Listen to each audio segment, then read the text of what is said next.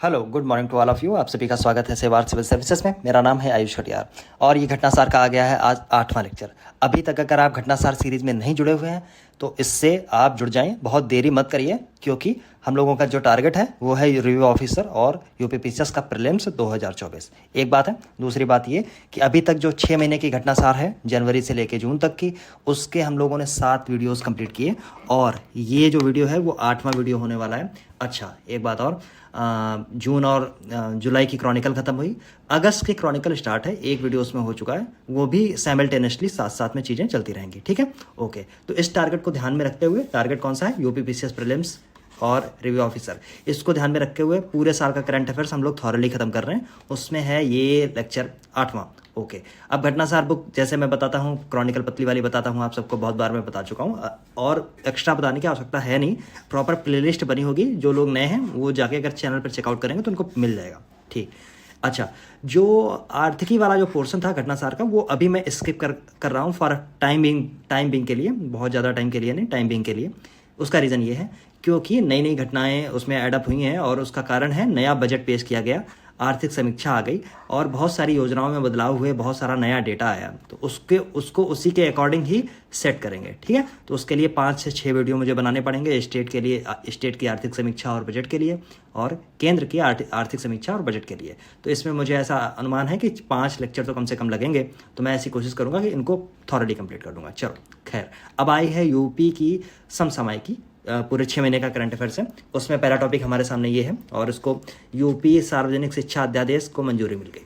अच्छा, अभी थोड़े दिन पहले जब हम लोग कवर कर रहे थे क्रॉनिकल, तो हम लोगों ने वहाँ पे देखा था कि ऐसा ही एक बिल लाया गया था, सार्वजनिक शिक्षा अधिनियम, केंद्र सरकार द्वारा। ठीक, कब लाया गया था? तो फरवरी में ये पार्लियामेंट में पास हो गया था और 21 जून को उसको लागू कर दिया गया था। ठीक है, तो ऐसे ही क्योंकि वहाँ पे देखिए बिल पास हो गया है, लेकिन यहाँ राज्य सरकार की जहाँ बात है, यहाँ पे भी बिल पास नहीं हुआ, ये अध्यादेश है। ठीक, अध्यादेश है। अच्छा, अभी हाल ही में आपने बहुत सारे बातें सुनी है कि ये पेपर लीक हो रहा है, वो पेपर लीक हो रहा है, इसलिए केंद्र स्तर पर और राज्य स्तर पर, दोनों स्तर पर जब आप देखेंगे तो आपको पता चलेगा कि दोनों जगह इस पर रोक लगाने के लिए अध्यादेश और बिल लगातार लाए जा रहे हैं। ठीक है, तो ये है अध्यादेश। ठीक, अध्यादेश कब लाया जाता है? जब दोनों सदन में से कोई एक या दोनों सदन होते नहीं है, उसमें फंक्शन उस समय नहीं कर रहे होते हैं। ठीक, बैठकें उनकी नहीं हो रही होती हैं, उस समय अध्यादेश की शक्ति स्टेट में गवर्नर के हाथ में आ जाती है और वो फिर लाता है, अल्टीमेटली लाता है कैबिनेट के सहारे ही, लेकिन लेके आता है। चलो, अच्छा, इसमें है क्या? यूपी सार्वजनिक परीक्षा अध्यादेश 2024, जो नकल हो रही है, जो पेपर लीक हो रहा है, उसको रोकने के लिए। ठीक, अब रोकने के लिए प्रयास क्या किया जाएगा? तो याद रखिए, प्रयास करने में कोशिश ये रहेगी कि जो भी लीक करेगा उसमें सजा का प्रावधान होगा। जैसे स्टेट में जो ये ऑर्डिनेंस आया है, इसमें आपको बता दूं, 2 से लेके आजीवन उम्र कैद की तरीके से ये एक सजा भी हो सकती है और आपको 1 करोड़ रुपए तक का जुर्माना भी हो सकता है। लेकिन जब हम लोगों ने केंद्र के स्तर पर बात की थी तो वहाँ क्या था? वहाँ था न्यूनतम सजा होगी 3 से 5 वर्ष की तरफ। लेकिन अगर आप संगठित अपराध करते हैं, संगठित कोई गिरोह है जो पेपर लीक करा रहा है, उसमें वो 5 से लेकर 10 वर्ष तक होगी। तो याद रखना, यहाँ केंद्र में मैक्सिमम 5 से 10 वर्ष है और 1 करोड़ जुर्माना है। जबकि स्टेट में आप देखेंगे, स्टेट का मतलब यूपी में अगर आप देखेंगे तो यूपी में 2 से आजीवन है और 1 करोड़ रुपए का जुर्माना है। बात समझ में आ गई? ओके, ठीक है। अब यही बातें सब इसमें लिखी गई। अच्छा, और क्या है? एक बेसिक चीज़ और है कि जो अपराध है उसकी श्रेणी अलग होंगी। श्रेणी अलग होने का मतलब क्या है? देखिए, जो अपराध होगा जो नकल का, उसमें ये एक तो संज्ञेय अपराध होगा। संज्ञेय अपराध अभी मैं बताऊंगा क्या है संज्ञेय अपराध। दूसरी बात है गैर जमानती होगा, नॉन बेलेबल होगा, गैर जमानती। ठीक है। तीसरी बात है अशमनीय। ठीक, ये होगा। अब इसका मतलब क्या है? संज्ञेय का मतलब है बिना किसी, मतलब मान लीजिए पुलिस को कोई सूचना मिली और पुलिस उसको गिरफ्तार कर सकती है व्यक्ति को ऐसे किसी अपराध के अंतर्गत। ठीक, लेकिन ये तो संज्ञेय अपराध हो गया। असंज्ञेय अपराध वो हो जाते हैं जब तक न्यायालय नहीं बोले तब तक आप गिरफ्तार नहीं कर सकते हैं, तलाशी नहीं ले सकते हैं, बहुत सारी चीज़ें होती हैं। ठीक है। और गैर जमानती क्या होगा? नॉन बेलेबल, मतलब इन धाराओं में अगर कोई बंद किया जाता है तो उसको बेल नहीं मिलेगी, उसको बेल नहीं मिलेगी। ठीक है, बाकी यही सारी सब बातें हैं उसकी। अच्छा, अगर कोई ऐसा नुकसान हो जाता है तो उसकी कुर्की की जाएगी, मतलब जो भी मान लीजिए कोई अगर संस्था कोई अगर लोग ऐसे हैं जो कोई पेपर को लीक कराते हैं और पेपर लीक होने में जो रेवेन्यू का जो लॉस हो रहा है उसको कवर करने के लिए उनसे कुर्की की जाएगी, उनसे वसूला जाएगा, ऐसे लोग जिन्होंने पेपर लीक कराया है। ठीक, बस अब ये संज्ञेय होगा, गैर जमानती होगा और सत्र न्याय द्वारा विचारणीय, अशमनीय का मतलब देखिए यहाँ पे लिखा हो जुर्माना माफ ना होगा। ठीक, और ऐसे ही तीनों चीज़ें जो हैं वो सेंटर के कानून में भी हैं, केंद्र सरकार के कानून में भी हैं। बस इतनी चीज़ें थी और इसमें कोई बहुत ऐसी चीज़ नहीं है। हालांकि केंद्र वाला जो था वो मैंने आपको बता दिया था। एक चीज़ और है, ये ऑर्डिनेंस था स्टेट में, जबकि केंद्र में प्रॉपर अधिनियम बन चुका है। ठीक है, ओके। अब आते हैं ट्रांसमिशन लाइनों को जोड़ने के मामले में उत्तर प्रदेश शीर्ष स्थान। अच्छा, जब अभी कल का दिन था, जब कल मैं देखिए इसीलिए मैं कहता हूँ जब मैं दोनों चीज़ें जो करा रहा हूँ, क्रॉनिकल और घटनासार, दोनों आप करते चलें तो उसका मज़ा आपको, जब ये जिन लोगों ने, जो लोग ठीक से कर रहे हैं वो इसको पता चल गया होगा ये वाला पॉइंट। ठीक, मैंने इसको कराया है। कब कराया है? तो कल ही जो मैंने वीडियो अपलोड किया था उसमें पॉइंटर में ये चीज़ें लिखी थी। यूपी का जब हम लोग करंट अफेयर्स पढ़ रहे थे तो वहाँ पॉइंट में ये चीज़ लिखी थी। ठीक, उसको यहाँ पे क्योंकि इनको इंपॉर्टेंट लगा तो इन लोगों ने उसको क्या एक पूरा एक आर्टिकल के रूप में लेके आए। ठीक है, तो जो ट्रांसमिशन लाइन बिछाई जाती हैं, जो बिजली की जो लाइन बिछ रही हैं, बिजली की ज़रूरत लगातार बढ़ती जा रही है और जब ज़रूरत बढ़ेगी तो अलग अलग गाँव में अलग अलग लाइनें खींचेंगी, तो ऐसे ट्रांसमिशन लाइन जब बढ़ाई जाएंगी उसकी बात कर रहा है ये। केंद्रीय विद्युत प्राधिकरण ने ऐसी जानकारी दी गई है कि 2024 के आंकड़ों के अनुसार राज्य ट्रांसमिशन कंपनियों द्वारा ट्रांसमिशन लाइनों को जोड़ने के मामले में उत्तर प्रदेश शीर्ष स्थान पर रहा है। देखिए, इसमें है यूपी नंबर 1 पे, नंबर 2 पे अगर आप देखेंगे तो गुजरात आपको देखने को मिलेगा, नंबर 3 पे अगर आप देखेंगे तो तमिलनाडु देखने को मिलेगा। ठीक, बस यही डेटा आपको रटना है और कुछ नहीं रटना है। ट्रांसमिशन लाइन की बात हो रही है, इसको ध्यान में रखना, ट्रांसमिशन लाइन की बात हो रही है। अच्छा, पिछले वीडियो में हम लोगों ने कुछ और भी बात की थी। वो बात क्या थी? बात ये थी जैसे पवन ऊर्जा जो है, पवन ऊर्जा है उसमें कौन कौन टॉप पे है, कौन कौन दूसरे नंबर पे है, वो मैंने बताया था। अगर आपको याद नहीं है तो चलिए मैं यहाँ भी लिख देता हूँ। पवन ऊर्जा के मामले में गुजरात जो था वो टॉप पे था, दूसरे नंबर पे तमिलनाडु था, तीसरे नंबर पे कौन था? कर्नाटक था। ठीक है, ये सीरीज याद रखना, कहीं पे लिख लो। ठीक, दूसरी बात, सोलर एनर्जी की बात कर रहा था तो उसमें वहाँ पे अभी राजस्थान जो है वो टॉप पे है। नंबर 2 पे अगर आप देखेंगे तो गुजरात आपको देखने को मिलेगा। ठीक है, लेकिन टोटल रिन्यूएबल एनर्जी की अगर बात करो, अक्षय ऊर्जा की बात करो, तो वहाँ पे गुजरात जो है वो टॉप पे अभी भी है। ओके, तो ये तीन पॉइंट हम लोगों ने कल पढ़े थे, याद कर लेना इनको। ठीक है, बस और कुछ भी नहीं है। अच्छा, फिर वहाँ पे कुछ सरकारी कंपनियों की बात की गई है कि कौन कौन सी सरकारी कंपनियों ने कितने कितने केवी बढ़ाई। ये महत्वपूर्ण नहीं है आपके एग्जाम के पॉइंट ऑफ व्यू से। ठीक, लेकिन थोड़ा सा डार्क है, अगर आपको जानने की इच्छा है तो सरकारी कंपनी है एक Gujarat energy transmission corporation limited. 2023-24 के अंदर 898 CKM ट्रांसमिशन लाइन जुड़ी। ठीक, इतनी। इसके बाद में है तमिलनाडु कंपनी, ये नाम लिखा हुआ है, इसने कितनी जोड़ी CKM? तो इतनी जोड़ी। लेकिन ये डेटा इंपॉर्टेंट नहीं है। ठीक, मेरी बात मानिए आप, ये डेटा इंपॉर्टेंट नहीं है। ये भले ही अगर थोड़ा सा दिमाग में रखना है तो गुजरात तमिलनाडु ट्रांसमिशन लाइन वाले हैं, इनको याद रखना। फिर आंध्रा आती है। ठीक, बस और कुछ नहीं है। कुछ बेसिक चीज़ें जैसे और हैं कि राज्य सरकार स्वामित्व वाले बिजली कंपनियों ने 6,900 इतने किलोमीटर ट्रांसमिशन लाइन जोड़ी, जो लक्ष्य का 64% है, और सभी निजी और राज्य सरकार की कंपनियों ने 11,002 किलोमीटर ट्रांसमिशन लाइन जोड़ी। लक्ष्य रखा गया था। ठीक, लक्ष्य कितना था? 11,002 किलोमीटर का, जिसमें जो हासिल हुआ है उसमें 64% राज्य सरकार के स्वामित्व की कंपनियां हैं। ठीक, बस, और उसमें और कुछ नहीं था। अच्छा, एक ये ज़रूरी चीज़ है, ये इंपॉर्टेंट है, हो सकता है ये पेपर में आपके आए। आरती को अमल क्लूनी महिला सशक्तिकरण पुरस्कार दिया गया। इंपॉर्टेंट है। देखिए क्यों इंपॉर्टेंट है? जब मैं लगातार कहता हूँ कहीं महिला आ जाए, कहीं बालिका आ जाए, कहीं मार्जिनलाइज्ड कम्युनिटी आ जाए, या ऐसे लोग आ जाएं जो हाशिए पर रहे हैं, उनके लिए वो इम्पोर्टेंट होते हैं। तो इस दृष्टि से अगर हम लोग देखते हैं तो ये इम्पोर्टेंट है। ठीक, पहली बात, ये पुरस्कार जो है ये दिया कहाँ गया है? तो आप याद रख लेना कि लंदन में दिया गया है, और लंदन में भी ऐसी वैसी जगह नहीं दिया गया है। लंदन में अगर आप देखेंगे तो बकिंघम पैलेस में, जहाँ राजा महाराजा रहते हैं वहाँ के, समझ रहे हैं? हाँ, अभी भी वहाँ मोनार्की चल रही है ना, तो वहीं पे ये दिया गया। ठीक, अच्छा, अमल क्लूनी महिला सशक्तिकरण अवार्ड दिया गया। अमल क्लूनी एक बैरिस्टर के नाम पे ये अवार्ड रखा गया था महिला सशक्तिकरण के लिए। अच्छा, दूसरी बात है, जो आरती साहिबा हैं, आरती जो हैं, ये हैं कहाँ की? तो उत्तर प्रदेश का एक जिला है बहराइच। ये वही जिला है जो टच करता है किससे? नेपाल से। तो नेपाल से कुल मेरी समझ से 7 जिले टच करते हैं। अगर मैं वेस्ट टू ईस्ट अगर मैं नाम लूँगा तो पहले आएगा पीलीभीत, फिर आएगा लखीमपुर खीरी, जिसको खीरी बोलते हैं आप, फिर आएगा बहराइच, फिर आएगा श्रावस्ती, फिर आएगा बलरामपुर, सिद्धार्थनगर और फिर महाराजगंज। ठीक, तो ये वही है बहराइच। ठीक, बहराइच के बाद में क्या आएगा? श्रावस्ती, बलरामपुर, सिद्धार्थनगर और महाराजगंज। ऐसा प्रश्न बना है पिछले वर्षों में और आगे बनने की संभावना रहेगी। मान लीजिए हरियाणा से पूछ देगा या राजस्थान से पूछेगा, या एमपी से पूछ देगा, जितने भी टच होते हैं ना 8+1 टच होते हैं, 8+1, 8 स्टेट यूपी से टच होते हैं और एक UT union territory Delhi NCR. Okay, तो इसकी बात कर रहा है। ये अवार्ड दिया गया कहाँ पे, लंदन में, और किसको दिया गया, याद रखना है, आरती को। चलो, अब ऐसा क्यों दिया गया, क्योंकि ये जो 18 वर्षीय जो महिला हैं, मात्र 18 वर्ष की इनकी उम्र है, और पिंक ई रिक्शा पहल के तहत इन्होंने अन्य युवा लड़कियों को भी प्रोत्साहित किया। देखिए, अब ये पिंक ई रिक्शा पहल क्या है, तो बहराइच जिला जो है वहाँ पे डीएम है मोनिका रानी, अब तो है नहीं है नहीं पता, लेकिन मोनिका रानी यूपी में अन्य कई जिलों की भी डीएम पहले रह चुकी हैं और बहुत फायर ब्रांड तरीके से बहुत अच्छा काम करने वाले ब्यूरोक्रेट्स में इनकी गिनती होती है मोनिका रानी की। ठीक है, ओके। तो इन्होंने एक पहल ये लॉन्च की थी कि जिसमें ये था कि बैंकों से पैसा महिला उद्यमी जो है वो उधार ले लें और ब्याज पे ले लें, इसके बाद में वो उद्यम स्थापित करें या अपना काम धंधा करें। ठीक, तो उसी में ये जो लाभार्थी थी वो थी आरती, और उन्हीं ने, आरती नहीं, अन्य जो लड़कियां थीं उनको भी प्रोत्साहित किया कि आप भी ऐसा कर सकते हैं। ठीक, तो ये पिंक ई रिक्शा पहल मोनिका रानी ने स्टार्ट की थी, उसमें ये सब चीज़ें हुई हैं। ठीक, ये इनको बकिंगम पैलेस में दिया गया। चलो, अच्छा, ये जो आरती आत्मनिर्भर जो बन रही हैं वो थी राष्ट्रीय शहरी आजीविका मिशन के तहत शहर की सड़कों पर पिंक ई रिक्शा की चालक हैं। पिंक ई रिक्शा, ठीक है, e rickshaw, okay.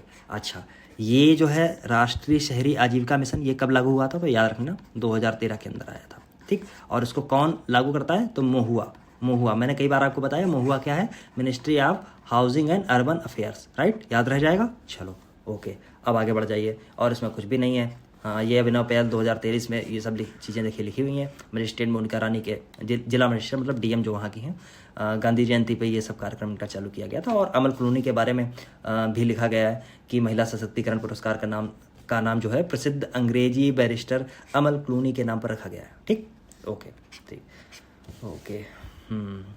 Prince trust international, Kings trust international द्वारा आयोजित किया जाता है ये। ठीक है, ओके, ये पुरस्कार जो है, ओके, हो गई, और तो कोई चीज़ नहीं है।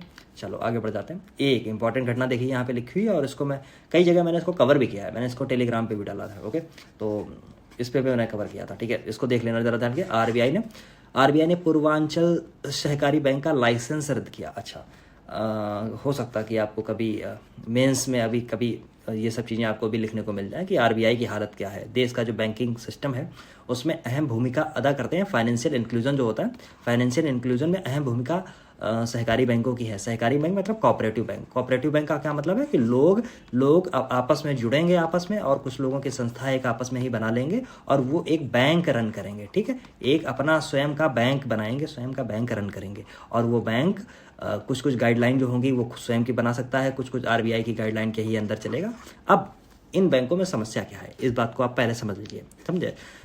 ज़रूरी बात है, वैसे तो मैं स्किप कर सकता था लेकिन ज़रूरी है। इन बैंकों की समस्या क्या है, देखिए, जब कभी भी ये बैंकें होती हैं यहाँ पे आप राजनीति बहुत ज़्यादा होती है, पॉलिटिक्स, क्योंकि लोकल बॉडीज़ जो होती हैं, लोकल बॉडीज़ से मेरा मतलब है लोकल जो लोग हैं वो अपनी सोसाइटी बनाते हैं, और सोसाइटी से फिर वो सहकारी बैंक बनती हैं, कोऑपरेटिव सोसाइटीज़ बन जाती हैं, और फिर वो बैंक चलाने लगती हैं। तो इसी में कोई एमडी बन जाएगा, कोई उसके नीचे आ जाएगा, कोई बैंकिंग में डायरेक्टर बनेगा, ऐसे करके चीज़ें होंगी, और इसी में कोई नेता टाइप का निकल आएगा तो वो अपने लोगों को लोन देना स्टार्ट कर देगा। ठीक, कम ब्याज पे दे देगा, कई बार ज़रूरतमंद से बहुत ज़्यादा ब्याज ले लेगा। ठीक है, तो ये सब चीज़ें चली रहेंगी, या कोई ज़रूरतमंद होगा तो उसको ज़रूरतमंद को हो सकता है लोन ही ना मिले।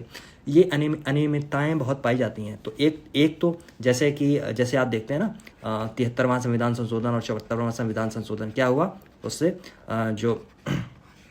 जो सेंट्रलाइजेशन था सत्ता का उसको तोड़ा गया और तीसरे स्तर की सरकारें बनी। ठीक, ऐसे ही बैंकिंग सिस्टम में फाइनेंशियल इंक्लूजन करने के लिए ये सब सिस्टम लाया गया, लेकिन जब ठीक से गवर्न नहीं हो पा रहा है तो ये समस्या में हमेशा बना रहता है। इसलिए आरबीआई लगातार, आपने देखा होगा कहीं ना 1-2 महीने बीत पाते हैं तब तक किसी ना किसी का लाइसेंस रद्द कर देती है। उसी में है, ये याद रख लेना, आरबीआई ने बंद किया, और ये है गाजीपुर में स्थित है। गाजीपुर में है पूर्वांचल सहकारी बैंक, बस इतना याद करना है, और दुनिया की घड़ी तो नहीं लगानी है। बाकी ये चीज़ें मैंने इस दृष्टि से आपको बताने की कोशिश की कि अगर कभी आप मेंस लिखें, या कभी मान लीजिए लिखेंगे या कोर्स लिखेंगे आप लोग, तो उसमें फ़ायदा हो थोड़ा, एक आप समझें समस्या क्या पैदा हो रही है। ठीक है, ओके।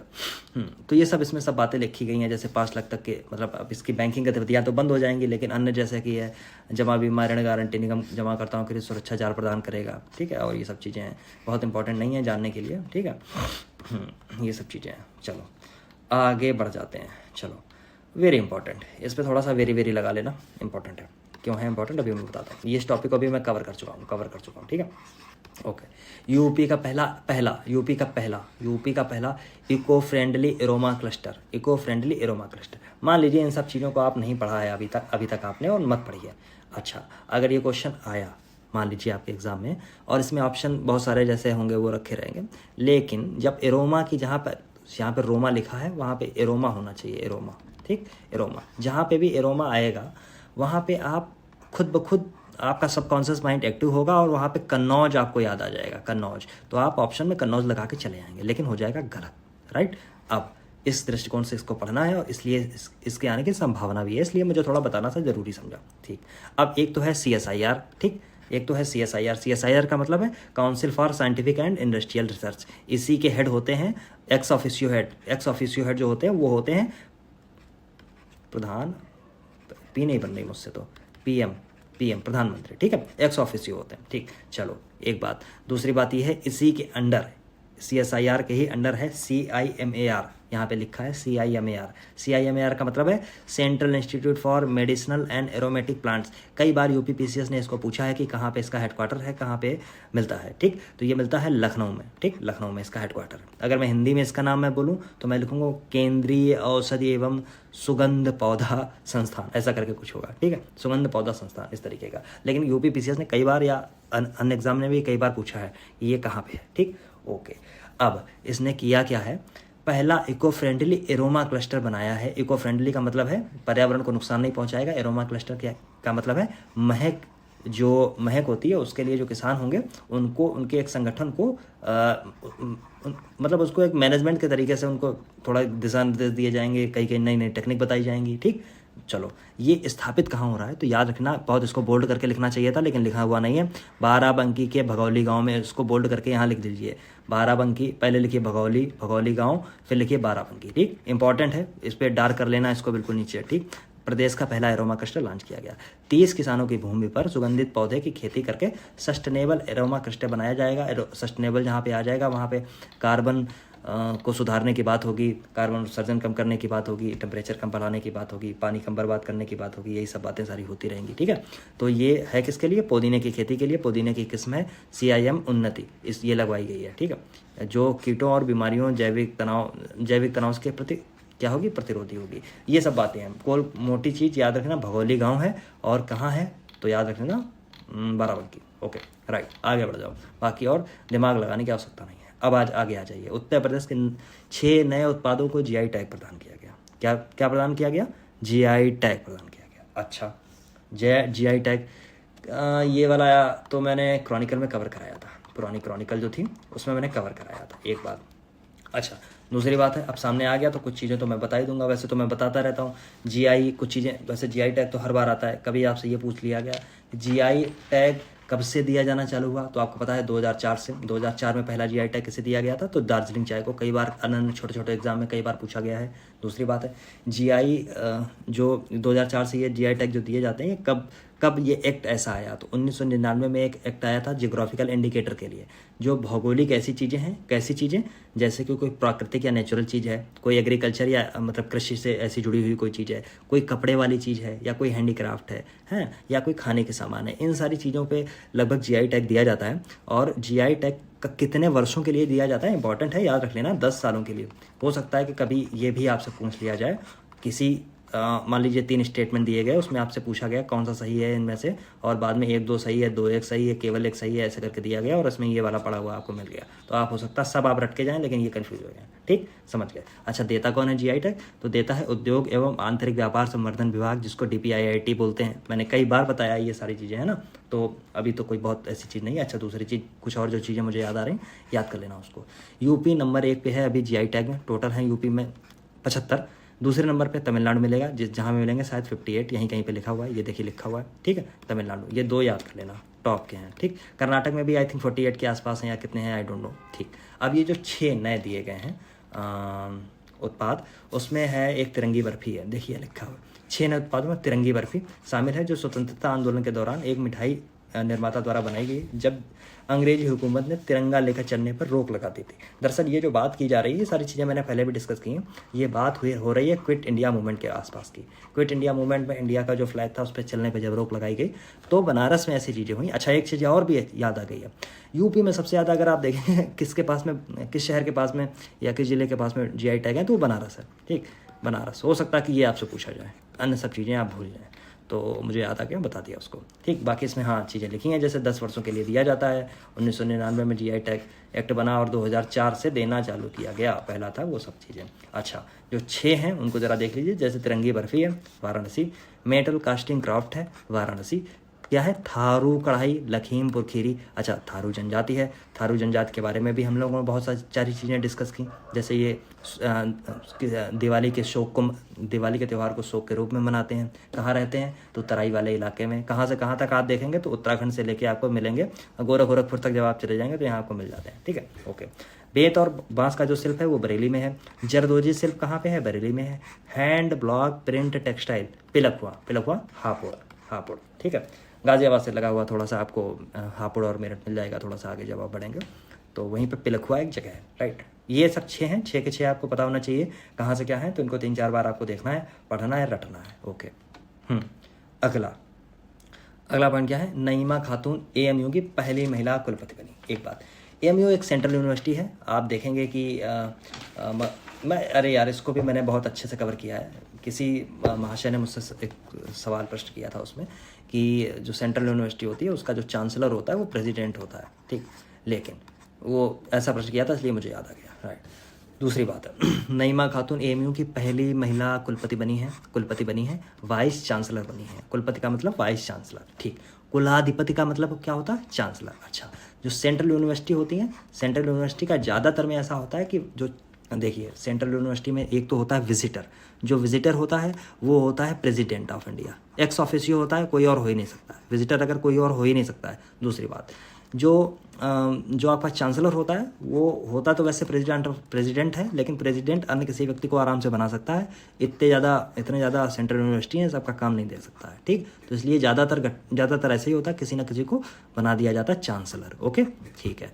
जैसे DU के समय अगर आप देखेंगे तो चांसलर जो हैं वो आपके वाइस प्रेसिडेंट ऑफ इंडिया हैं। ठीक, धनखड़ साहब, समझे। ऐसे अलग अलग रहते हैं। ठीक, AMU के कुछ और हैं। तो विजिटर यहाँ के कौन थे, द्रौपदी मुर्मू, आपको पता हो गया। ठीक, कि इन्होंने किसको बनाया है वाइस चांसलर, तो ये बनाया है नईमा खातून को। AMU की पहली महिला है। ठीक, और कुछ ऐसा है क्या जानने वाली चीज़ें। अच्छा, कार्यकाल थोड़ा सा देख लीजिए, 5 वर्ष से लेकर 70 वर्ष तक ऐसा होता है। AMU की स्थापना की बात की गई है 1870 में सर सैयद अहमद खान द्वारा मोहम्मदन एंग्लो ओरिएंटल कॉलेज की स्थापना की गई थी। इसी को बाद में बदल के AMU कर दिया गया। आपको बताना है AMU कब किया गया। ठीक है, AMU कब किया गया ये आप बताएंगे।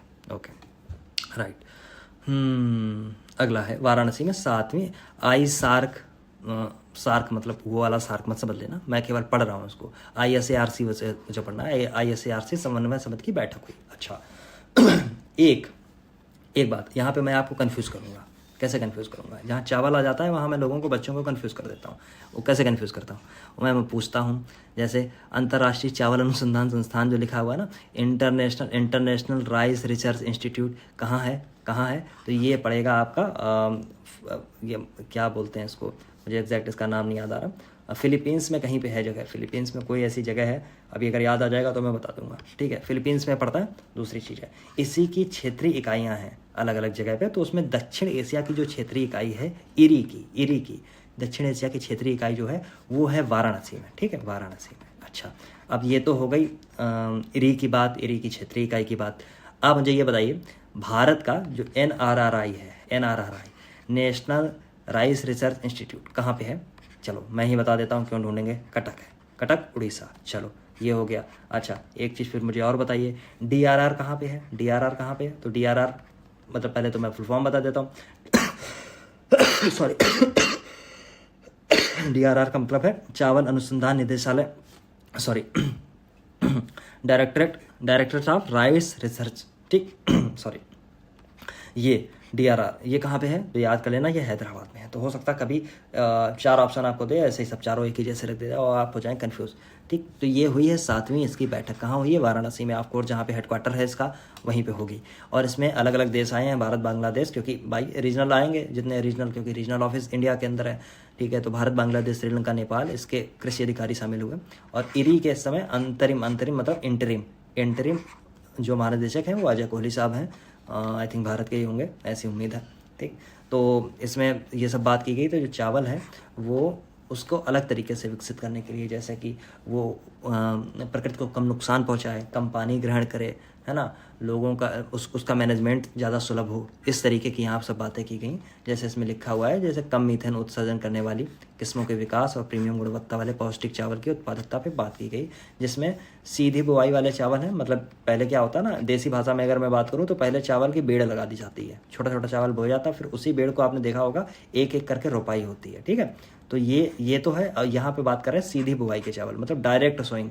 ठीक, राइस है। ठीक, वैकल्पिक गीले और सुखाने वाले में सर्वोत्तम, ऐसी कुछ चीज़ें बात की गई है। इसमें ज़्यादा आप दिमाग लगाने की आवश्यकता नहीं है, कहाँ था क्या था ये ज़्यादा आवश्यक था। चलो दूसरी चीज़ है इसमें, ये वाला पॉइंट भी मैं उसमें कवर करा चुका हूँ क्रॉनिकल में बहुत अच्छी तरीके से। जो लोग साथ में पढ़ रहे हैं वो तो देख के खुश हो जाते होंगे। अच्छा, जब दोनों चीज़ें घटनासार और क्रॉनिकल कोरिलेट कर जाएँ आपस में और आपको मज़ा आने लगे तो समझ लीजिए कि मज़ा आ रहा है। तो ये जो लोग लगातार कर रहे हैं उनको पता है। ये वाला पॉइंट मैंने कवर किया था कि कानपुर द्वारा सबसे हल्की बुलेट प्रूफ जैकेट का निर्माण किया गया है। DRDO की ही एक दूसरी है यहाँ पे, मतलब जिसको बोलते हैं DMSRDE, पूरा नाम यहाँ पे लिखा है। ठीक, यहाँ इसने बनाई है दुनिया की, मतलब सॉरी देश की सबसे पहली बुलेट प्रूफ जैकेट बनाई है। और दरअसल ये संस्था है DMSRDE, यही काम करती है, पॉलीमर के ऊपर काम करेगी, मतलब नॉन मेटेलिक जितनी चीज़ें हैं डिफेंस से रिलेटेड उन पे ये सब काम करती है। ठीक है, इसको BIS, bureau of Indian standard, इतने का ये सब दिया गया है, गोला बारूद सुरक्षा करने के लिए ये सब चीज़ें करती है। और इसमें सब कुछ जानने की ज़रूरत नहीं है, चंडीगढ़ में इसका ट्रायल हुआ था। ठीक, बस इसमें और अगर कुछ, ये तो मैंने ठीक से थॉरली चीज़ें बताई थी। इसमें मैंने आयुध जो अभी बदला गया था ना, नया अभी एक्ट आ गया था पिछले साल, उसको भी मैंने सब चीज़ें मैंने उसकी डिस्कस कर दी। तो इसमें और कुछ ऐसा है नहीं जो एग्जाम के पॉइंट ऑफ व्यू से बहुत इंपॉर्टेंट हुआ। कहाँ है?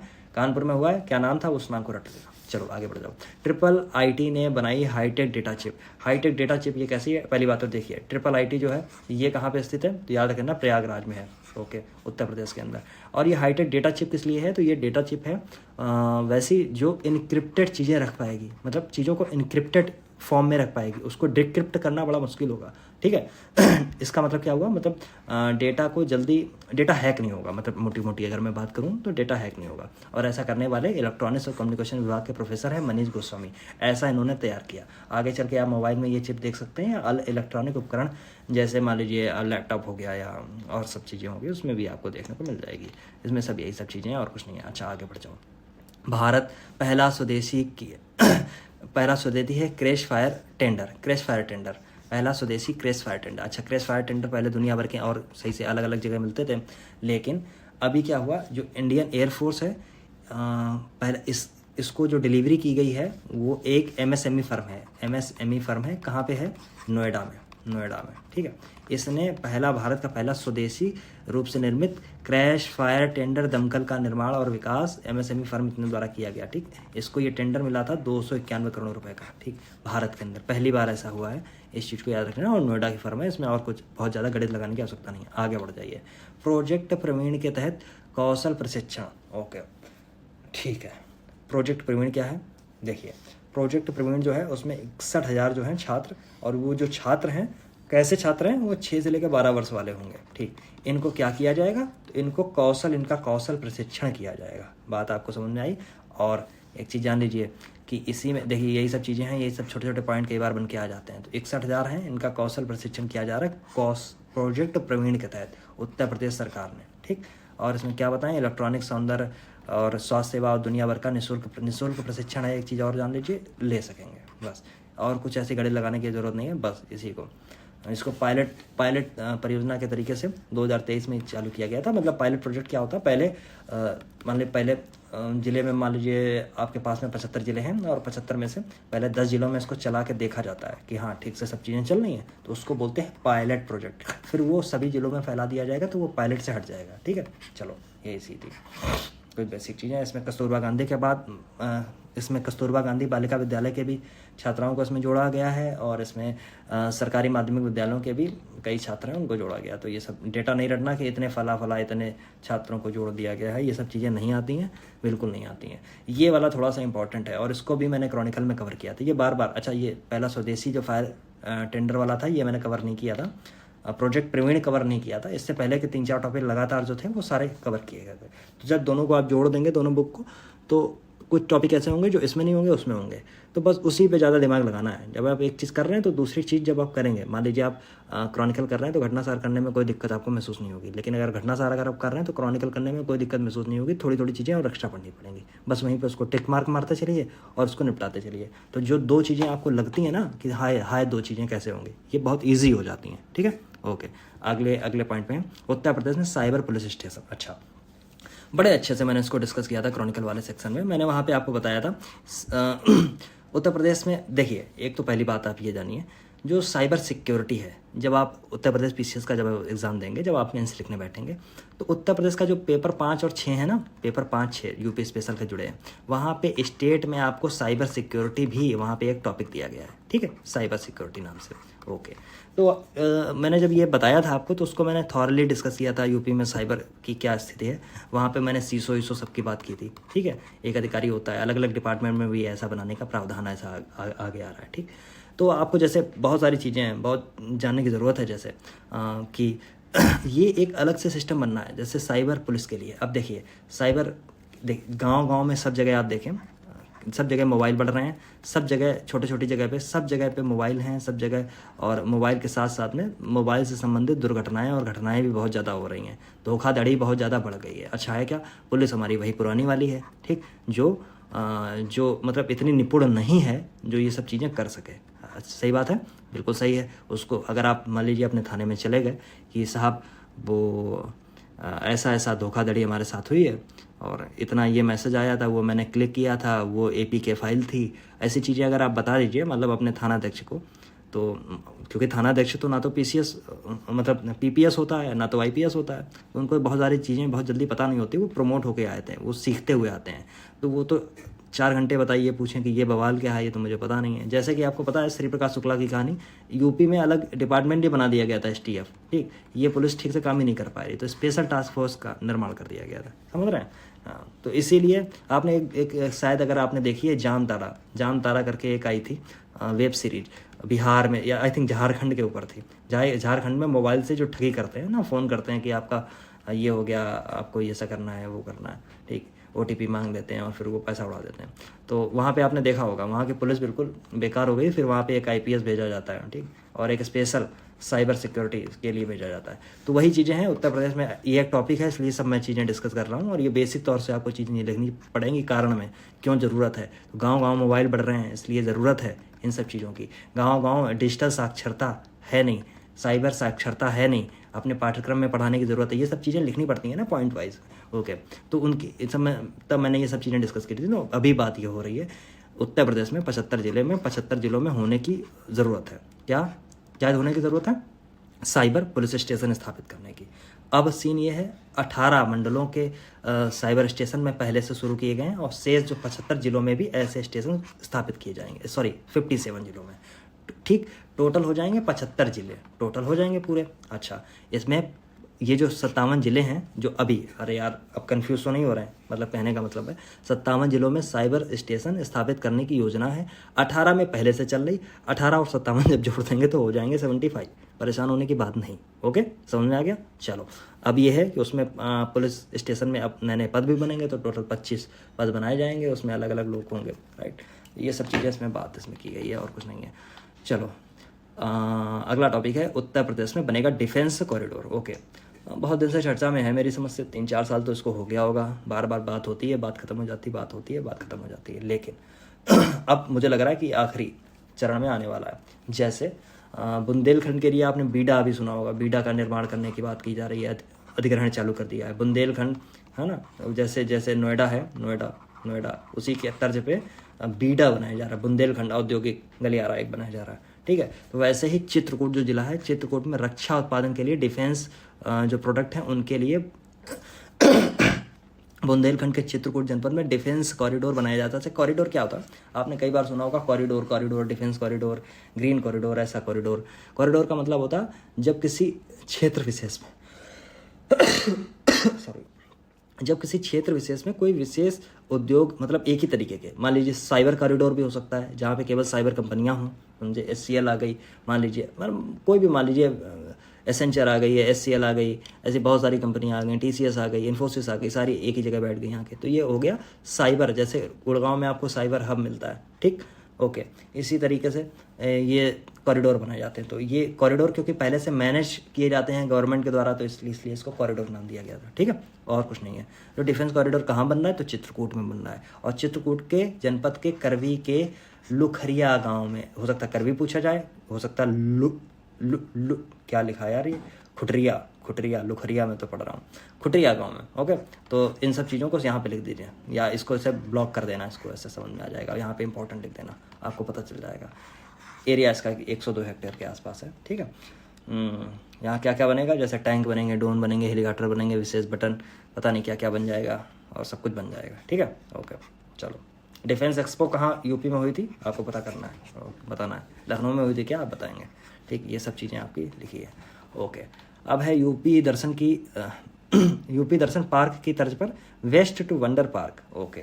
यूपी दर्शन पार्क के तर्ज पर वेस्ट टू वंडर पार्क। अब वेस्ट टू वंडर पार्क एक तो दिल्ली के अंदर है, उसमें होता क्या है, जो बेकार की चीज़ें हैं उससे मान लीजिए कोई आकृति बना दी गई, कोई स्टैच्यू बना दी गई, तो वो जो वेस्ट थी उससे आश्चर्यचकित करने वाली कोई ऐसी चीज़ बना दी जो वंडर हो गई, ठीक है।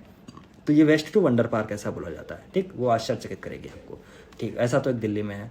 लखनऊ में भी ऐसा बना था, अभी शायद खुलने की कुछ ऐसी बातें थी, अभी तक खुल पाया है या नहीं खुल पाया मुझे पता नहीं है, ठीक। लेकिन इसी की तर्ज पर प्रयागराज जनपद में भी वेस्ट टू वंडर पार्क विकसित करने की योजना है। अभी योजना ही है, बना नहीं है, जब बन जाएगा तो महत्वपूर्ण हो जाएगा, ठीक। हाँ, तो इसको संगम क्षेत्र के नज़दीक कहीं पर बनाए जाने की बात हो रही है, बस। इसमें और कुछ ऐसा है क्या? इसका निर्माण 2025 से पहले किया जाएगा, महाकुंभ से पहले। अच्छा, जब ठीक से आप पढ़ेंगे तो आपको पता चल जाएगा महाकुंभ कब हो रहा है, 2025 में, ठीक। मान लीजिए आपको नहीं पता हो तो यहाँ से ये पता हो गया। मान लीजिए ये सब चीज़ें नहीं आ रही हैं, हो सकता है यही आपसे क्वेश्चन पूछ लिया जाए कि महाकुंभ उत्तर प्रदेश में होने वाला आगामी कौन से साल में है, 2025 दिया हो, 2026 दिया हो, 2027 दिया हो, बस। तो ऐसी चीज़ें पता चल जाती हैं। अगला हमारा टॉपिक है हाइड्रोजन ईंधन आधारित रेलवे इंजन का निर्माण किया है। किसने किया है? IIT कानपुर और इंडियन रेलवे ने मिलकर, समझे। हाइड्रोजन ईंधन आधारित, अच्छा, हाइड्रोजन ईंधन की जब भी बात आती है, हाइड्रोजन फ्यूल की जब भी बात आ जाती है, तो मैंने आपको बताया ग्रीन हाइड्रोजन, एक बार मैंने बताया था ग्रीन हाइड्रोजन क्या है, ग्रे हाइड्रोजन क्या है, समझे। और ये सारी चीज़ें बताई थी मैंने, ब्लू हाइड्रोजन भी बताई थी, ऐसी सारी ये ऐसे क्वेश्चन पूछे जाने की संभावना होती है। कहाँ पे? एनवायरनमेंट वाले पोर्शन में। तो हो सकता है आपसे कभी पूछ लिया जाए। तो ये सब चीज़ें मैं 2-3 बार बता चुका हूँ, मैं बार बार नहीं बताऊँगा। अगर आप वीडियो देखते हैं तो देखिए, अच्छी बात है। अगर पूरा देखेंगे, बार बार डिस्टर्ब होता है, मतलब अन्य लोगों को, ठीक है, तो बार बार चीज़ें बहुत लॉन्ग हो जाती हैं। इसलिए IIT कानपुर मिलकर और इंडियन रेलवे मिलकर बना रहा है, ठीक। हाइड्रोजन ईंधन आधारित रेलवे इंजन होगा, भारत का पहला होगा, भारत का, इंडिया का पहला होगा, याद रखना। इसका कानपुर में निर्माण किया जाएगा। सेंटर फॉर रेलवे रिसर्च अत्याधुनिक रेल ये बनाई गई है। और कानपुर में एक तो जगह है, जो लोग कानपुर के आसपास के होंगे उनको पता होगा, फजलगंज में लोको शेड में इसका निर्माण किया जाएगा। ऐसी कुछ चीज़ें की जाएंगी। अच्छा, इंपॉर्टेंट, वेरी इंपॉर्टेंट अगेन लिखिए यहाँ पे। क्यों लिखिए? यहाँ पे लिखा है गोंडा में बनाया जाएगा कछुआ संरक्षण रिजर्व, ओके। कछुआ संरक्षण रिजर्व कहाँ बनेगा? ओके, यहाँ बनेगा। अब मुझे आप एक चीज़ बताएं, अभी कुछ दिन पहले मैंने जो डिस्कस किया, गिद्ध संरक्षण के लिए कहाँ पे बन रहा है और सारस संरक्षण के लिए कहाँ बन रहा है, दोनों आप कमेंट के थ्रू दोनों आप कमेंट के थ्रू मुझे बताएंगे। आप, थोड़ी तबीयत मेरी ख़राब है। तो ये गोंडा में बनाया जाएगा कछुआ संरक्षण रिजर्व। कहाँ बनेगा? गोंडा जिले में बनाएगा। और वन विभाग, turtle survival alliance foundation India, इसके सहयोग से ये बनाया जा रहा है। और इसका उद्देश्य है कि घाघरा नदी की सहायक नदी है सरजू नदी के किनारे कछुआ संरक्षण स्थापित होगा। अच्छा, एक चीज़ और है, अब सरजू जैसे आ गया यहाँ पे, कुछ चीज़ें दिमाग में रखिए। तो ज्योग्राफी में ज़रूरी नहीं है अब ये सब चीज़ें कहाँ पे, जैसे यहाँ पे लिखा है घाघरा की सहायक नदी सरजू, आपको ये अब हमेशा आप ये चीज़ें क्लियर होनी चाहिए। समझे। सरजू जो है किसकी सहायक है, तो घाघरा की सहायक है, ठीक है। इसके किनारे बन रहा है, और कहाँ बन रहा है, गोंडा में, तो गोंडा किसके किनारे आ गया, कहाँ पे, सरजू के किनारे, ठीक है। तो ये सब चीज़ें बेसिक कुछ कुछ चीज़ें मिल जाती हैं, इसीलिए जैसे पहले मिल गया ऐसे यहाँ पे मिल गया, ऐसे बहुत सारी चीज़ें आपको मिल जाएंगी, 1000 टॉपिक मिलेंगे, हज़ारों चीज़ें ऐसी मिलेंगी, तो ये सब फ़ायदेमंद हो जाती हैं, ठीक। इसीलिए इन सब चीज़ों पर थोड़ा सा ध्यान रखिए। अब जैसे कछुआ आ गया, पहले भी अभी कितना सब उसमें मतलब कितना वो चर्चा में रहा था, ओलिव रिडले कछुआ, है ना, आपने नाम सुना होगा, ओलिव रिडले कछुआ। समुद्री कछुओं की एक प्रजाति होती है ओलिव रिडले। ज़्यादातर आप पूरी दुनिया में सबसे ज़्यादा अगर आप देखेंगे तो उड़ीसा के तट पे देखेंगे। उड़ीसा के तट पे जब सर्दियाँ आती हैं तो ये सब अंडे देने आते हैं, और जब गर्मियाँ आ जाएंगी तो ये सब भाग जाते हैं, ठीक है। दूसरी चीज़ ये है, उड़ीसा के तट पे कहाँ पे आते हैं, तो याद रख लेना, एक शायद गाहिर माता ऐसे करके कुछ है, गहिर माता ऐसे करके, गहिर माता समुद्री तट है, वहाँ पे आते हैं, ठीक। IUCN में सुभेद मतलब वल्नरेबल शायद स्थिति में ऐसे कुछ रखे जाते हैं, मुझे सही से पता नहीं है, लेकिन ऐसा कुछ है, ठीक। उससे मुझे ओलिव रिडले याद आ गया बस, और मुझे कुछ पता नहीं है इसमें, ये मैं सही बता रहा हूँ, वल्नरेबल है कि नहीं है मुझे सीरियसली कंफर्म नहीं है, तो उसको रटना नहीं बस। अन्य चीज़ें जो बताई हैं वो सब ठीक है, ठीक। तो ये है इसका जो प्रस्ताव है वो कहाँ पे, सरजू नदी के किनारे है, घाघरा की सहायक है गोंडा में, और बनाया जा रहा है किसके लिए, तो ये बनाया जा रहा है आपके कछुआ के लिए, ओके, ठीक। और इसमें कुछ बस ऐसी चीज़ नहीं है। सरजू नदी के लिए 2 किलोमीटर तक ऐसा प्रस्तावित होगा, और इसमें अन्य पौधों की प्रजातियाँ होंगी, मछली और ये सब सांप आप सब पाले जाएंगे, सांप खाएंगे मछली और बढ़िया इकोसिस्टम बना देंगे। सांप मछली खा जाएंगे, फिर सांप को कछुआ खा जाएगा, कुछ ऐसे ही होता रहेगा, ठीक है। और ये सब जानने की आवश्यकता नहीं कि कितनी मछली की प्रजातियाँ होंगी, कितनी पक्षी इतनी प्रजातियाँ होंगी, हालांकि देख लो एक बार, पढ़ लो, और कुछ नहीं है। ओके, कानपुर में पहला गोला बारूद मिसाइल विनिर्माण परिसर का उद्घाटन हुआ। मुझे हंसी इस बात में आ गई, कानपुर में ही गोला बारूद कट्टा और यही सब पूरे ब्रह्मांड का केंद्र जो कानपुर है, वहीं पे ये सारी चीज़ें घटित हो सकती हैं, समझ में आ रहा है। तो और कहीं ये घटित हो नहीं सकती, इसलिए थोड़ी सी ऐसी आ गई, जिसमें कानपुर में पहला का गोला बारूद मिसाइल विनिर्माण परिसर का उद्घाटन किया। किसने किया, तो यूपी के CM हैं योगी आदित्यनाथ, उन्होंने ऐसा काम किया। और ये जो है सुविधा का निर्माण जो है वो अडानी डिफेंस और एरोस्पेस द्वारा किया जा रहा है। कानपुर में स्थापित की जाने वाली इस सुविधा का निर्माण अडानी डिफेंस और एरोस्पेस इसके द्वारा किया जा रहा है। 4000 नौकरियां होंगी, 3000 करोड़ से अधिक का निवेश की बात यहाँ पे की गई है। और अडानी डिफेंस को स्वामित्व का यह पहला राज्य में रक्षा गलियारे के पहले चरण का प्रतीक है। और बस इसमें यह है कि अर्धसैनिक बलों के लिए, देखिए यहाँ पे कानपुर में अगर आप देखेंगे डिफेंस से रिलेटेड बहुत सारी चीज़ें यहाँ पे बनती हैं, बहुत सारे ग्रेनेड बनते हैं, छोटे से आर्म फोर्स बनते हैं, समझे। DRDO की यहाँ पे लैब भी है कानपुर में, तो ऐसी बहुत सारी चीज़ें हैं। ये सारी चीज़ें यहाँ पे बनती रहती हैं, ठीक। आगे बढ़ जाइए। देश की पहली डिजिटल साइबर फॉरेंसिक लैब कहाँ स्थापित की जा रही है, तो उत्तर प्रदेश के नोएडा में, नोएडा विश्वविद्यालय में देश की पहली डिजिटल साइबर फॉरेंसिक लैब बनाई जा रही है। अब ये करेगी क्या लैब, तो मान लीजिए कोई मोबाइल टूट गया, कोई आपका ड्रोन है जो सीमा पार से उड़ाया जा रहा है, ऐसी सब चीज़ें, तो उनकी रिकवरी कर देती है, उनके डेटा को दोबारा से रिकवर कर सकेगी, ठीक है। इन्हीं सब चीज़ों पे आधारित है कहाँ पे, तो नोएडा में गौतम बुद्ध विश्वविद्यालय में ऐसा हुआ है, डिजिटल फॉरेंसिक लैब स्थापित की जा रही है। और ये याद रख लेना, ये देश की पहली है, देश की पहली डिजिटल फॉरेंसिक लैब है। मतलब कोई और लैब मत कर लेना, कोई और फॉरेंसिक नहीं, डिजिटल फॉरेंसिक, देश की पहली, ऐसे, ओके। बस उसमें और कुछ नहीं है, जितना बता दिया उतना बढ़िया है।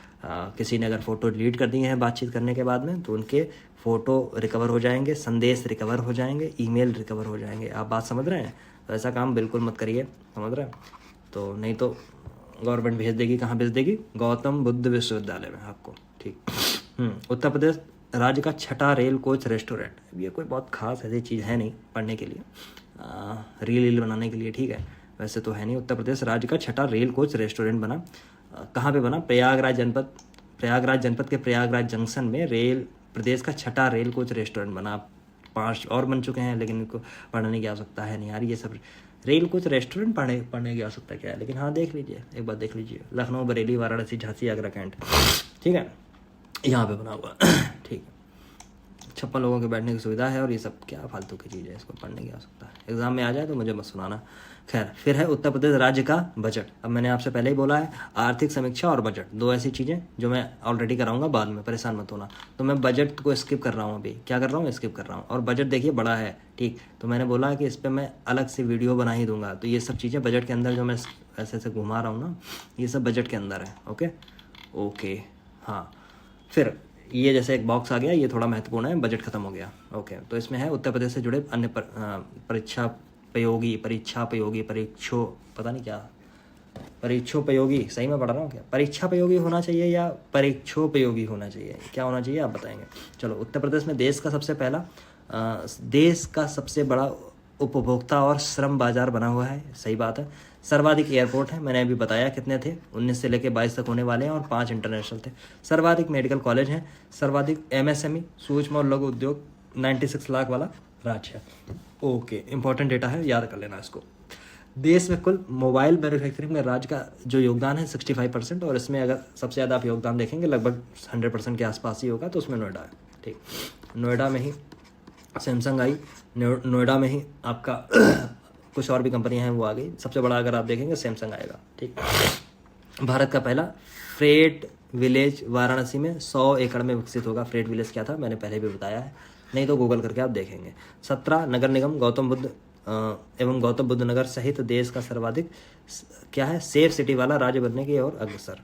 उत्तर प्रदेश कौशल विकास नीति का पहला राज्य बनेगा। फूड बास्केट में अगर आप देखेंगे की पहचान दूध, गन्ना, चीनी, आलू, आम, आंवला, एथेनॉल उत्पादन में देश में अग्रणी। यहाँ पे प्रतापगढ़ आप लगा लिए, प्रतापगढ़। और आम के लिए आप देखेंगे तो मलिहाबाद, लखनऊ के आसपास का जो एरिया है वो बहुत प्रसिद्ध है। आगरा आलू निर्यातक जोन में आता है। फर्रुखाबाद सबसे बड़ी मंडी में आती है आलू की। चीनी के लिए आप पता करिए पहली मिल कहाँ लगवाएगी, देवरिया, प्रतापपुर। ठीक, गन्ना शुगर केन इंस्टीट्यूट कहाँ पे है, ठीक, कहाँ पे है, लखनऊ में। लेकिन शुगर इंस्टीट्यूट कहाँ पे है, शुगर इंस्टीट्यूट, ठीक, NSI जिसको बोलते हैं नेशनल शुगर इंस्टीट्यूट, कानपुर में, कानपुर के अंदर है। दूध का प्रति व्यक्ति उत्पादन क्या है, उपभोग क्या है, इसको आप देख लीजिए, गूगल करिए। एथेनॉल उत्पादन में यूपी नंबर है। एथेनॉल किससे किससे बनती है, OH जब लग जाता है, OH ग्रुप, किसी में केमिस्ट्री में, किसी में उसमें, तो ऑल हो जाता है वो, फिर ऐसी अलग चीज़, इसमें समय मत जाओ, फालतू की चीज़ें। राज्य का देश का 1600 किलोमीटर का रेल नेटवर्क और 4 लाख किलोमीटर का सड़क नेटवर्क। देखिए, राज्य में देश का सबसे बड़ा रेल नेटवर्क है, समझे, 4 लाख किलोमीटर का सड़क नेटवर्क। एसोचैम द्वारा राज्य को best state in skill development का स्वर्ण पदक दिया गया। इंपॉर्टेंट पॉइंट है, ठीक है। एसोचैम का फुल फॉर्म क्या है, एसोसिएशन फॉर ऐसे क्या सॉफ्टवेयर एंड ऐसे कुछ था, मुझे एग्जैक्ट याद नहीं आ रहा।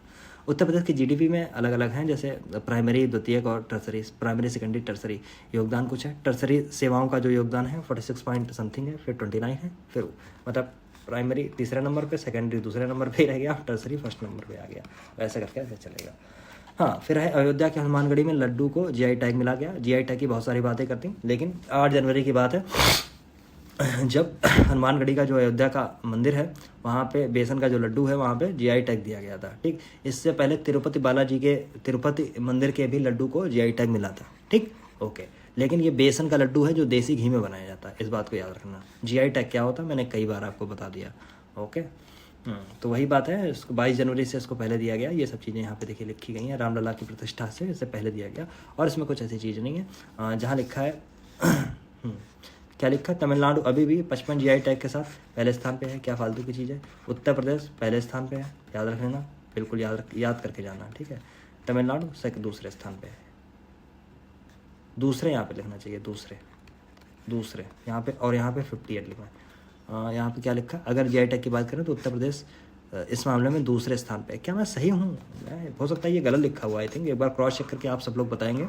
GI टैग में यूपी आई थिंक पहले नंबर पे है, दूसरे नंबर पे तमिलनाडु है। ओके, ये चीज़ कहाँ से हुई है आई डोंट नो, हो सकता है कि मैं गलत हूँ, हो सकता है पुराना डेटा हो, स्वाभाविक है पुराना डेटा हो। हाँ, संविद गुरुकुलम बालिका सैनिक स्कूल, इसकी बात कर रहा हूँ। केंद्रीय रक्षा मंत्री हैं राजनाथ सिंह, उत्तर प्रदेश के वृंदावन में पहले संविद गुरुकुलम पूर्ण बालिका सैनिक स्कूल का उद्घाटन किया है। ठीक, और ये जो सैनिक स्कूल है लड़कियों को समान अवसर प्रदान करने के लिए इस स्कूल में 870 बालिका मतलब जो विद्यार्थी हैं उनको शिक्षा प्रशिक्षण प्रदान किया जाएगा। कहाँ पे हुआ है, मथुरा में। ठीक, और ये है क्या, संविद गुरुकुलम बालिका सैनिक स्कूल, याद रखना। यह सैनिक स्कूल नई शिक्षा नीति 2020 में उल्लेखित उद्देश्यों के अनुरूप है, जिसमें सभी केंद्र शासित प्रदेश और राज्यों में 100 नए सैनिक स्कूलों की स्थापना की बात की गई थी। ठीक, इसके तहत 42 अब तक स्थापित हो चुके हैं। कहाँ हुआ है आपको बता दिया। ठीक, 3D स्थानिक डिजिटल ट्विन मैप विकसित करने वाला वाराणसी देश का पहला शहर बना।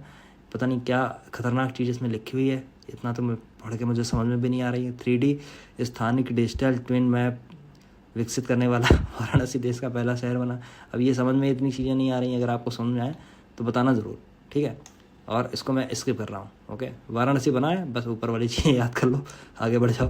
वैसे आपको देखना है तो देख लो एक बार, मैं बाद में देखूंगा, अभी मेरा मन नहीं हो रहा है, रात में 3 बज रहे हैं इस समय, ठीक है। उत्तर प्रदेश उत्तर भारत का पहला मानव डीएनए बैंक BHU में BHU में स्थापित किया गया। और देखिए ये इंपॉर्टेंट घटना थी और जनवरी में, और इसको मैंने डिस्कस भी किया था प्रॉपर, अगर आप देखेंगे जाके तो मैं जब टेलीग्राम में जब चीज़ें डालता रहता था तो वहाँ मैंने डिस्कस किया था। कुछ दिनों के लिए मैं क्लास नहीं ले रहा था, ठीक है। तो उत्तर भारत का, ये पूरे इंडिया का नहीं है, उत्तर भारत का पहला है मानव डीएनए, ह्यूमन डीएनए है, जो बनारस हिंदू यूनिवर्सिटी के उत्तर भारत में पहला डीएनए बैंक बनाया गया, बनाया जा रहा है, ठीक है। बस इनके ज्ञानेश्वर लैब में ऑटो डीएनए इंस्ट्रक्शन मशीन लगाई गई है। अब ये क्या काम करती है मुझे तो पता नहीं है। डीऑक्सीराइबोन्यूक्लिक एसिड होता है, ये मुझे पता है, ठीक। और इसमें कौन कौन से और अमीनो और दुनिया भर के 6 और भी होते हैं, RNA से जो कुछ अलग होते हैं, उन सब की कुछ बात है, मुझे एग्जैक्ट इतनी बायोलॉजी आती नहीं है, छोटी छोटी चीज़ें हैं उसमें कुछ, ठीक है। तो ये मशीन मेक इन इंडिया के अंतर्गत पूर्ण रूप से स्वदेशी है। इस तरह से बनाया गया है जो कम से कम प्लास्टिक का उपयोग हो ताकि पर्यावरण को कोई नुकसान ना हो। मनीष में बोल रहा हूँ। मशीन जो है रक्त, लार, बाल, फिर टिश्यू जैसे अन्य जैविक सामग्री से डीएनए निकालकर इसकी सतह में एक बार में 32 नमूनों को 30 मिनट में डीएनए अलग अलग कर सकती है। कुल मिला के इतनी चीज़ है। अब और कुछ इसमें जानना है? और तो ये सब तो कहानियाँ लिखी हैं, देखो इसमें तो ऐसा मुझे लग नहीं रहा है। इस कॉन्फ्रेंस में कहा गया कि BHU एस्टोनिया के तहत बैंक के लिए पूरी तरीके से तैयार है, और ये सब चीज़ें तो फालतू की हैं, मुझे ऐसा लग रहा है। ओके, उत्तर प्रदेश में तथ्य सार आ जाता है। ये है वन लाइनर है, और ये इंपॉर्टेंट है। एक बात मैं बता दूं, एक तो वन लाइनर है, दूसरा इंपॉर्टेंट है, और ये मात्र आई थिंक 2 पेज का है। ओके, 2 पेज का है, गुड, वेरी गुड, समझे। तो इसको आपको पढ़ना है कि 1.5 पेज है। अगर आपके पास बुक नहीं है तो देखिए, ये मैं कर रहा हूँ क्या, एक सेकेंड, ये मैं इसको कर रहा हूँ फुल पेज पे, और यहाँ पे आप देखिए, ठीक है, आराम से देखिए। इसको मैं फिर आगे बढ़ा रहा हूँ, ठीक, कुछ नहीं है, एक बार चलो मैं बता देता हूँ, या फिर मुझे मंदिर संग्रहालय बनाने के प्रस्ताव को टाटा सन्स के साथ में ऐसा कुछ चीज़ें हो रही हैं। टाटा सन्स का ऑपरेशन जो कॉर्पोरेट सोशल रिस्पॉन्सिबिलिटी फंड के माध्यम से वित्त पोषित किया जाएगा। किसको किया जाएगा? मंदिर का संग्रहालय बनाने के लिए, ठीक है। ये होता CSR, मैंने कई बार आपको बताया CSR क्या होता है। जो कंपनी लाभ कमाती है, वो सब इकोनॉमिक वाली पोर्शन की बात है, उस पर कंपनी की एक देयता, एक लाइबिलिटी फिक्स की जाती है, जो कॉर्पोरेट, जो आप सोशल रिस्पॉन्सिबिलिटी के रूप में होगी। कंपनी सोशल तरीके से कोई भी काम कर सकती है, जैसे कहीं पे अगर शौचालय बनाना है तो वो बना सकती है, या लोगों के लिए कोई और भी चीज़ें है ना, वो सब चीज़ें कर सकती है। तो ये सब चीज़ें हैं, अयोध्या में ऐसा टाटा सन्स कर रही है। ओके, दुनिया का पहला एशियाई किंग वल्चर संरक्षण और प्रजनन केंद्र कहाँ है? महाराजगंज में। महाराजगंज कहाँ है? जब वो ऊपर देखेंगे सबसे किनारे चलते चले जाएंगे, सब कोने का बिल्कुल है, यहाँ पे, ठीक है। मैंने आपको बताया था ना, ऊपर से लगने वाले, जब ऊपर जो 7 जो नेपाल से लगते हैं, उसमें कौन कौन सा है? पीलीभीत, खीरी, ठीक है, और क्या था? बहराइच, श्रावस्ती, बलरामपुर और सिद्धार्थनगर, और फिर क्या था? महाराजगंज, ठीक, ऐसे ही था कुछ। ओके, तो वही पे ये आखिरी वाला महाराजगंज है। चलो, मार्च 2024 में किस कार्ड को सर्वाधिक मात्रा में जारी करने वाला उत्तर प्रदेश पहला बन गया? आयुष्मान कार्ड। आयुष्मान योजना कब आई थी? आपको पढ़ना है। और आयुष्मान में अभी तक कितना क्या क्या शामिल है, ठीक, बताइए। 5 लाख बीमा कवर था, और प्राइवेट हो या सरकारी हो, किसी के लिए, ठीक है। मार्च 2024 में अपराध की रोकथाम के लिए मदद करने में उत्तर प्रदेश सरकार द्वारा किस एप्लीकेशन को लॉन्च किया गया? त्रिनेत्र 2.0। इंपॉर्टेंट है, ऐसे प्रश्न आते हैं। त्रिनेत्र 2.0 किसने लॉन्च किया? किस सरकार ने लॉन्च किया? किस विभाग ने लॉन्च किया?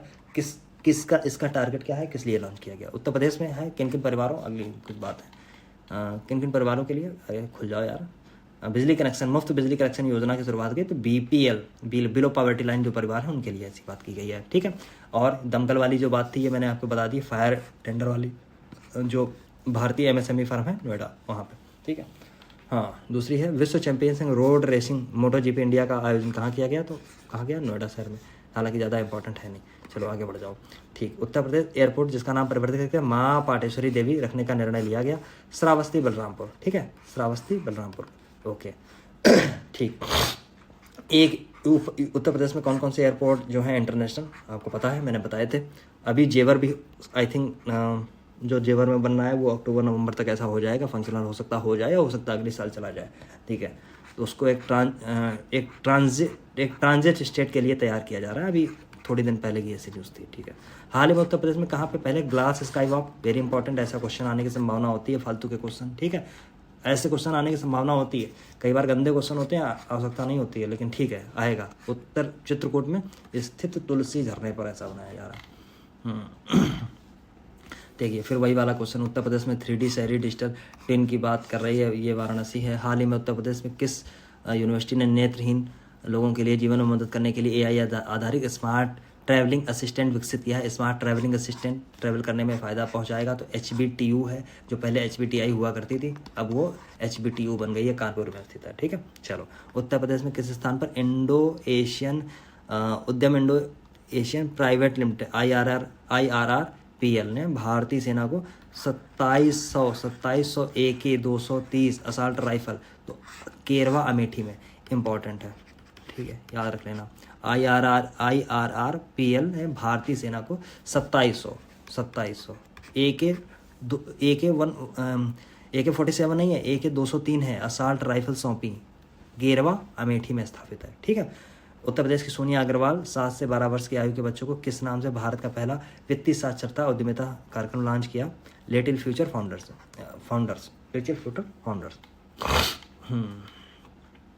चलो, उत्तर प्रदेश में देश की पहली digital cyber forensic lab Noida में, इसकी बात अभी हो चुकी है। देश का पहला जहां बैटरी चालित टावर वैगन बनाया जाएगा, कहाँ पे? कानपुर में, ठीक है। और कानपुर में ही IIT कानपुर बना रहा है हाइड्रोजन से चलने वाला इंजन, ओके। चलो आगे बढ़ जाइए। उत्तर प्रदेश जहां हास में भीष्म पोर्टेबल हॉस्पिटल, अभी मैंने बताया था भीष्म पोर्टेबल हॉस्पिटल, लगभग 200 लोगों के लिए ऐसा कुछ सिस्टम था कि एयरफोर्स ने इसको लॉन्च किया था आगरा में। ये सब चीज़ें मैं डिस्कस कर चुका हूँ, ठीक है, तो उसको याद रखना, ठीक है। भारत भीष्म का ऐसा कुछ था, तब भारत इनिशिएटिव फॉर, पता नहीं ऐसे कुछ था, हिता एंड मैत्री, एक मिनट मैं लिख के देख लेता हूँ, VHIS, Bharat initiative for Bharat, पता नहीं ऐसे कुछ था, हिता एंड मैत्री ऐसे करके था, कुछ ऐसे था, ऐसा इसका टोटल फुल फॉर्म था, और इसको इंडियन एयरफोर्स ने ऐसा कुछ किया था, ओके। तो याद रखना इसको, चीज़ को। कहाँ किया गया? आगरा में, आगरा याद रखना। वेस्ट वंडर पार्क कहाँ बनाया जाएगा? प्रयागराज में बनाया जाएगा, बना नहीं है अभी, ठीक, महाकुंभ से पहले ऐसा हो जाएगा, ठीक। चलो, कछुआ संरक्षण रिजर्व के लिए बात जो की थी, गोंडा में, इंपॉर्टेंट था। गोंडा में कहाँ पे? तो मैंने आपको बताया था किसकी कौन सी सहायक नदी थी, किसके किनारे थी, आप याद करिए, रिकॉल करिए और आगे बढ़िए। उत्तर प्रदेश के किस जिले में मारुति सुजुकी इंडिया का पहला ऑटोमेटिक ड्राइविंग टेस्ट ट्रैक बनाया जा रहा है? तो अयोध्या में। प्रोजेक्ट प्रवीण की बात है, 61,000 की बात यहाँ पे मैंने की थी। 6 से 12 वर्ष के बच्चों की बात की गई थी, और इसमें ये भी था उनके कौशल विकास पर ध्यान दिया जाएगा, अलग अलग तरीके के, चाहे वो मैनेजमेंट का हो, टेक्निकल हो, मेडिकल फील्ड से हो, सब तरीके का, ठीक है। और क्या है, वेदर स्टेशन की बात करें, सूखे निगरानी के लिए बुंदेलखंड क्षेत्र में स्थापित करने की बात करें। चारा संस्थान कहाँ पे है? झांसी में है, ओके। आगे बढ़ जाइए। बेबी प्रोजेक्ट क्या है? बेबी प्रोजेक्ट अंतर्राष्ट्रीय फिल्म सिटी निर्माण का टेंडर जीता है, किसने? बेबी प्रोजेक्ट में, कंपनी में। नोएडा में अंतर्राष्ट्रीय फिल्म सिटी बनाई जा रही है, ओके। यही आपसे पूछा जाएगा कि कहाँ बनाई जा रही है, तो नोएडा याद रख लेना, बस। आगे बेबी प्रोजेक्ट भी याद रख लेना, ठीक है। प्रधानमंत्री मोदी ने ग्राउंड ब्रेकिंग सेरेमनी 4.0 में यूपी के कितने करोड़ की परियोजनाओं को? तो 10 लाख रुपए की 10 लाख करोड़ रुपए की परियोजनाओं का शुभारंभ किया। बड़ी अच्छी बात है, बहुत बड़ी राशि है 10 लाख करोड़ रुपए, ठीक है। अच्छा, प्रधानमंत्री मोदी ने कल्की धाम मंदिर का शिलान्यास क्या कहा? तो संभाल, इंपॉर्टेंट है, पूछा जा सकता है। आगे बढ़ जाओ, यहीं से चलते हैं। सुरेश खन्ना जो उत्तर प्रदेश के जो वित्त मंत्री हैं, 24-25 के लिए जो बजट पेश किया वो कितने का है? तो ये देखिए 7,36,438, और पिछले से कितना बढ़ा है आप बताइए। उत्तर प्रदेश के किस क्षेत्र में सर्वाधिक बजट आवंटित किया गया? तो बड़ा अच्छा बजट है, शिक्षा क्षेत्र में सर्वाधिक किया गया, 76,035, ओके। कितने % है टोटल बजट का, ये भी पूछा। खैर ये तो सब चीज़ें मैं कराऊंगा, परेशान मत होना। राष्ट्रीय फैशन टेक्नोलॉजी संस्थान, ठीक है, निफ्ट की बात की है, national institute of fashion technology की स्थापना करने की घोषणा की गई है वाराणसी में। डॉक्टर ऋतु वैज्ञानिक हैं, नवीन उद्यमी हैं। उत्तर प्रदेश सरकार ने किन दो को प्रतिष्ठित को उत्तर प्रदेश गौरव सम्मान, और बड़ा अच्छा सम्मान माना जाता है उत्तर प्रदेश सरकार का, तो डॉक्टर ऋतु और नवीन को समाजवादी सरकार में चालू किया गया था, और इसको खैर अभी तक बढ़ाया जा रहा है, अच्छी बात है। चलो आगे आ जाइए। केंद्र सरकार द्वारा वित्त पोषित भारत का प्रथम गौ अभ्यारण्य उत्तर प्रदेश के जिले में बन रहा है? मुजफ्फरनगर के तुगलकपुर गांव में, याद कर लेना, मुजफ्फरनगर के तुगलकपुर गांव में। केंद्र सरकार द्वारा वित्त पोषित है, याद कर लेना। भारत का पहला गौ अभ्यारण्य उत्तर प्रदेश के किस जिले में है? ठीक, ये सारी चीज़ें का जवाब यही हैं और ये इंपॉर्टेंट क्वेश्चन है, याद कर लेना, ये भी इंपॉर्टेंट क्वेश्चन था, ये भी याद कर लेना। चलो आगे बढ़ जाइए। फिर क्या है, हनुमानगढ़ी के बेसन मंडी बेसन लड्डू की बात की गई है, अयोध्या की ये बात की गई है, ठीक है। और ये तो चीज़ें अभी मैंने डिस्कस की थी जस्ट 1-2 मिनट पहले। जो फ्लोटिंग शहर के पहले फ्लोटिंग वातानुकूलित रेस्टोरेंट की बात की गई है, ठीक, तो ये कहाँ है, प्रयागराज में। और क्या है, अच्छा हाँ, ये इंपॉर्टेंट आ गया। देखिए इसमें लिखा है स्वच्छ सर्वेक्षण पुरस्कार 2023 में उत्तर प्रदेश के किन 2 शहरों को सबसे स्वच्छ गंगा शहर की बात की गई है, वाराणसी और प्रयागराज। अच्छा, टॉप 10 में आपको बताना है, मैंने ये सब चीज़ें आपको बताई है। टॉप 10 में कितने स्वच्छ गंगा शहर थे उत्तर प्रदेश के टोटल गंगा शहरों में उत्तर प्रदेश के कितने थे आपको बताएं। क्या वो 10 में 5 थे या 10 में 6 थे या 10 में 4 थे, आप बताइएगा। ओके आगे बढ़ जाते हैं। ये सब चीज़ें मैंने डिस्कस की हैं, इसलिए उत्तर प्रदेश का पहला DNA बैंक BHU में बनाया जा रहा है, ठीक है। खुर्जा में क्या करना है, ओके, अमेरिकी विमान कंपनी है बोइंग ने कल पुर्जों की आपूर्ति के लिए पहला वितरण केंद्र उत्तर प्रदेश में किस स्थान पर खोलने की बात की, तो खुर्जा में। अच्छा, खुर्जा में क्यों स्थापित किया, बुलंदशहर में लगा हुआ आपको खुर्जा मिलता है, और बुलंदशहर से लगा हुआ आपको मिलता है जेवर एयरपोर्ट। देखिए ये होता है स्ट्रेटजी, एक एयरपोर्ट बना, उसके आसपास का क्षेत्र कितनी जल्दी विकसित होने की शुरुआत में। और ये देखिए USA की बोइंग आ गई है, समझ रहे हैं आप। तो एक घटना होती है, जैसे फर्जी खबर फैलाई जाती है कि फलाने स्थान पे एयरपोर्ट बनने वाला है, इसके बाद ज़मीन के रेट बिल्डर्स लोग हाई कर देते हैं, ठीक, और इसके बाद बनता ही नहीं है, कभी 10 साल 20 साल बनेगा ही नहीं, ठीक, लोग पागल हो जाते हैं। तो ऐसे ये धंधा बना रखा है आजकल। खैर ये सही घटना थी, इसको ज़रूरी है, ठीक है। रामायर्स वैक्स म्यूजियम का निर्माण कहाँ किया गया, अयोध्या में। ओके, 5 से 7 जनवरी के उत्तर प्रदेश में कहाँ पर नो योर आर्मी फेस्टिवल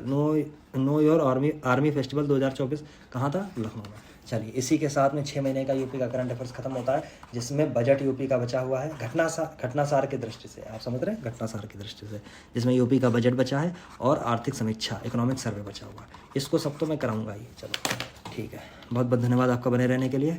रात काफ़ी है, सुबह आपको वीडियो मिल जाएगा टाइम से, ठीक है। थैंक यू वेरी मच बने रहने के लिए। अगर आपने अभी तक सब्सक्राइब नहीं किया तो प्रॉपर सब्सक्राइब कर लो, अच्छी बात है। Thank you.